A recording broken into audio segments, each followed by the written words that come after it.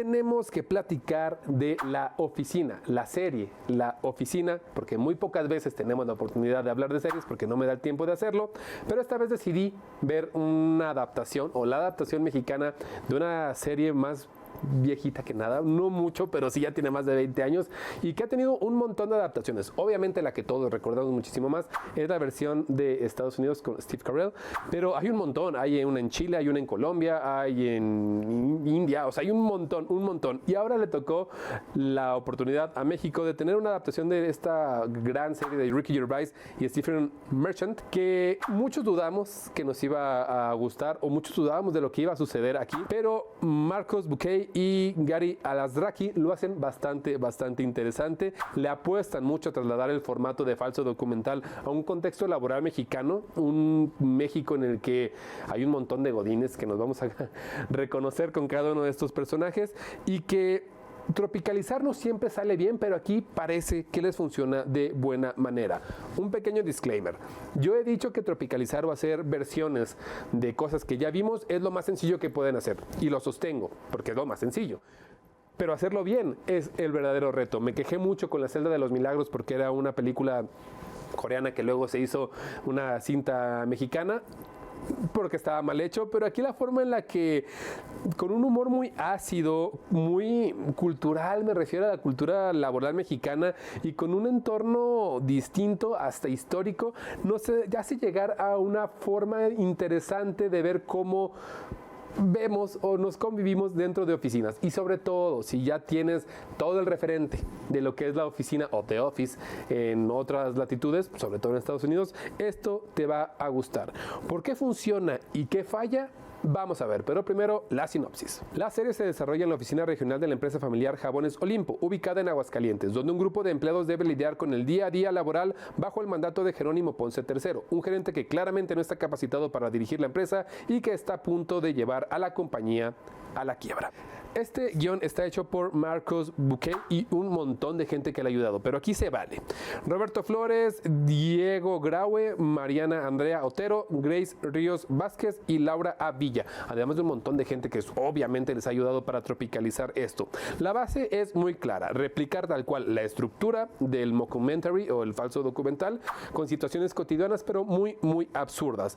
Todo lo logra muy bien, tocando en 8 episodios, lo cual no es mucho, cosas muy reconocibles. El reto tal vez era que la historia adaptara el humor clásico de la serie a un contexto mexicano con ritmos exactos, con mucho silencio, con un poco de vergüenza ajena que también nos llegan a dar las situaciones y que todo se sienta muy orgánico. Aquí funciona muy bien. ¿Cuál es el único fallo? Quizás en que no alcanzamos a conectar con los personajes, pero por lo corto o el corto tiempo que tenemos con ellos. Seamos sinceros, esto también funciona, pero pasa en la serie original. La primera temporada de The Office es algo que todos decimos siempre. Si vas a ver The Office, aguanta la primera temporada para que después te encante. Aquí pasa con los primeros 2 capítulos y después ya un poco te empieza a llenar el ojo. También la manera en la que pasan algunas situaciones es un poco exagerada, pero también es la serie que siempre ha sido así de exagerada. No me parece tal cual un error, aunque algunos pueden decir, eso no sucede. Si trabajas en una oficina en México, muchas de estas cosas, tal vez no a esta altura o de esta densidad, pero sí suceden. Todos tenemos el compañero machista, el compañero que nada más está comiendo, el que se queda dormido, etcétera. No se trata de quemar gente en tu oficina diciendo esto, pero lo reconoces a un montón de gente.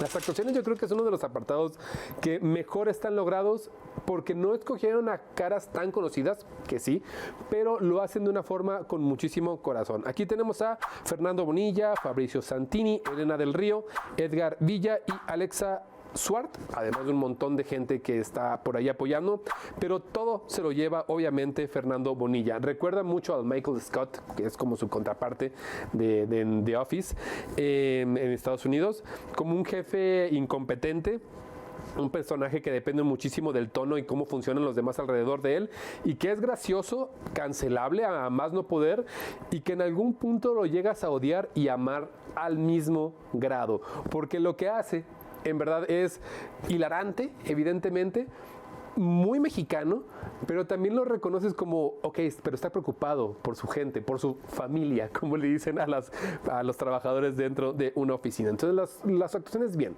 Se nota que intentan acercarse al formato de The Office, pero tomando muchísima distancia y dando una interpretación diferente. La dirección de Gary Alazraqui y también Bouquet, que está por aquí, son claves las decisiones de mantener el formato de falso documental con cámara en mano. Ruptura de la cuarta pared lo hacen muchísimo en la forma en la que voltean a las cámaras a veces. Situaciones muy incómodas, muy naturales y poco forzadas. Tal vez la única cosa que podríamos quejarnos dentro de la dirección es que no se termina de explicar ciertos arcos o ciertas formas, pero creo que son solamente 8 capítulos y que dejan muchísimo abierto para una segunda temporada. La fotografía de Francisco Íñigo sigue el estilo original de la serie, con encuadres muy imperfectos, porque son imperfectos, zooms, movimientos de cámara sumamente reactivos, o sea, van reaccionando conforme a lo que está pasando, y que busca una comedia que funciona dentro de cualquier lugar. O sea, no tienes que estar trabajando en una oficina de jabones para que esto te haga sentido. Puedes trabajar en X oficina y esto te va a hacer muchísimo sentido.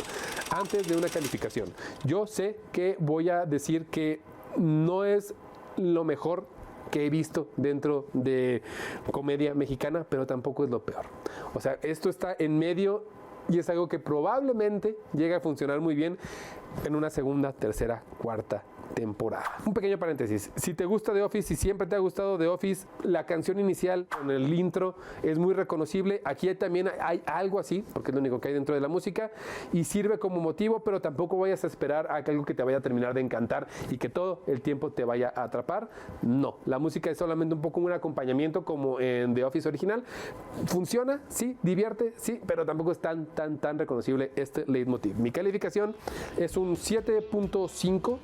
Obviamente esto se va a prestar a comparaciones que son válidas, odiosas, pero válidas, y que en una segunda temporada, tercera temporada, esto probablemente vaya a mejorar muchísimo. La puedes ver ya ahorita completita en Prime. Si tienes Prime, vela a ver, duran 30 minutos, 29 minutos los capítulos, te lo echas en 2 tardes si es que tienes el tiempo. Yo lo tuve y no me arrepiento porque sí me reí muchísimo.